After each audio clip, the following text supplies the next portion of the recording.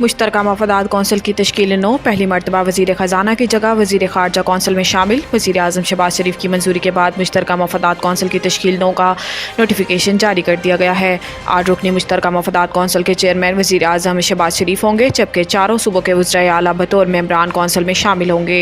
इसके अलावा मुश्तरका मफादात कौंसिल में पहली मरतबा वज़ीर ख़जाना की जगह वज़ीर ख़ारजा को शामिल किया गया है। वज़ीर ख़जाना मुश्तरका मफादात कौंसिल के परमानेंट मेंबर होंगे, लेकिन वज़ीर आज़म शहबाज शरीफ ने साबिक़ वज़ीर ख़जाना इसाक डार के तजर्बे और सूबों से मामलात तय करने की सलाहियतों को देखते हुए इन्हें मुश्तरका मफादात कौंसिल में शामिल किया है।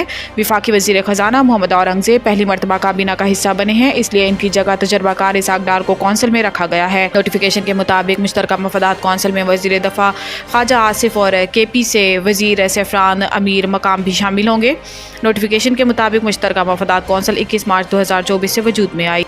IMF के बड़े प्रोग्राम में जा रहे हैं और रवां माली साल ही मुआहिदे के ख्वाहिशमंद हैं। वज़ीर ख़जाना पाकिस्तान स्टॉक एक्सचेंज में तकरीब से खिताब करते हुए वफाकी वज़ीर ख़जाना मोहम्मद औरंगज़ेब का कहना था कि 14 और 15 अप्रैल को वर्ल्ड बैंक IMF इजलास में जाएंगे और नए प्रोग्राम के खदोखाल पर बात करेंगे।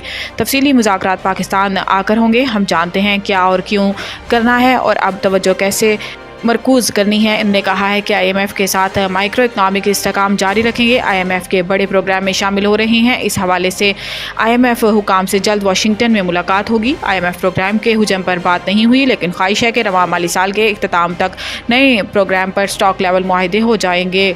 पंजाब में नवाज शरीफ किसान कार्ड की मंजूरी। चीन के ताउन से रिसर्च सेंटर बनाने का फैसला। लाहौर में मरियम नवाज की ज़ेर सदारत ज़रई इस्लाहात में मुनक्किद इजलास में Punjab seed corporation Punjab agri research board की तश्कील 9 का जायज़ा लिया गया और चीन के ताउन से ज़रई यूनिवर्सिटी फैसलाबाद में 2 अरब से रिसर्च सेंटर बनाने का फैसला। दौरान इजलास एग्रीकल्चर डिपार्टमेंट को हर फसल की पैदावार और डिमांड का मुकम्मल डाटा मुरतब करने की हिदायत दी गई और कॉटन गंदम चावल की फसल पर रिसर्च और डेवलपमेंट के लिए सेंटर ऑफ एक्सीलेंस बनाने की मंजूरी भी दी गई। इजलास में ज़रई ज़मीन को रिहायशी मकासद के इस्तेमाल रोकने के लिए कानून की तजवीज़ का जायज़ा लिया गया और एग्रीकल्चरल एक्सटेंशन विंग को जदीद टेक्नोलॉजी से आरास्ता करने और एग्रीकल्चर एक्सटेंशन विंग में 5 एग्रीकल्चर ग्रेजुएट्स की भर्ती करने पर इत्तेफाक किया गया। इजलास के दौरान वज़ीर आला पंजाब को दी गई ब्रीफिंग में बताया गया है कि किसानों को 2 साल में 7 अरब रुपये की लागत से 24,800 जदीद तरीन ज़रई आलात दिए जाएंगे। अल्लाह को हाजिर नाजिर जानकर कहता हूँ, किसी के साथ नाइंसाफ़ी नहीं की। Chief justice Peshawar high court.